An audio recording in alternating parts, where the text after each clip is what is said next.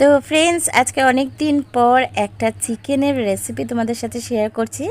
Chicken চাপ বা chicken korma যাই বলো না কেন, সেটাই তোমাদের সাথে শেয়ার করছি। তো আমি আমার মতন করে করছি। তো প্রথমে আমি এখানে ছাতু আছে না, সেই ছাতুটাকে একটুখানি শুকনো খোলায় ভেজে নিয়েছিলাম আর কি। তো সেটা দিলাম, পেঁয়াজ বাটা দিলাম, আদা রসুন বাটা দিলাম এর মধ্যে।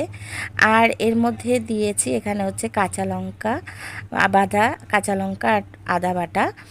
আর এটা হচ্ছে টক দই দিয়েছি, ঠিক আছে, একটুখানি টক দই দিয়েছি। এগুলো দিয়ে সব কিছু দিয়ে একটুখানি নুন দেব।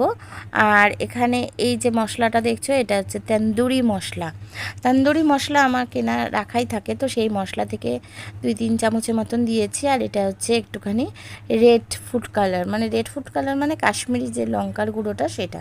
এটা ঝাল হবে না, অতটা কালার হবে, যেহেতু লঙ্কার বাটা আমি দিয়েছি আগেতেই।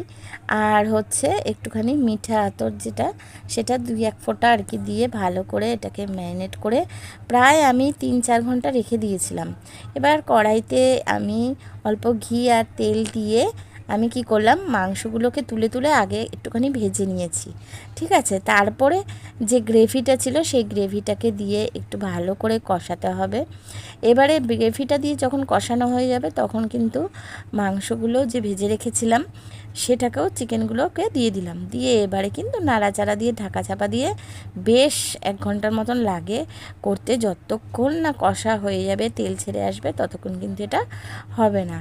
তো তোমরা বুঝতেই পারবে যে একদম তেল ছেড়ে গেছে, মাংস সেদ্ধ হয়ে গেছে, তখন এটাকে নামিয়ে নিতে হবে। সব মশলা অ্যাড করা আছে, ওই জন্য আর কিচ্ছু দিলাম না।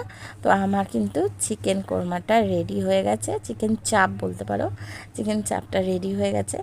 কেমন লাগলো তোমাদের আমার রেসিপিটা, সেটা অবশ্যই জানিও। অনেক দিন পর তোমাদের সাথে শেয়ার করলাম। ভিডিওটা ভালো লাগলে প্লিজ লাইক, শেয়ার আর কমেন্ট করো।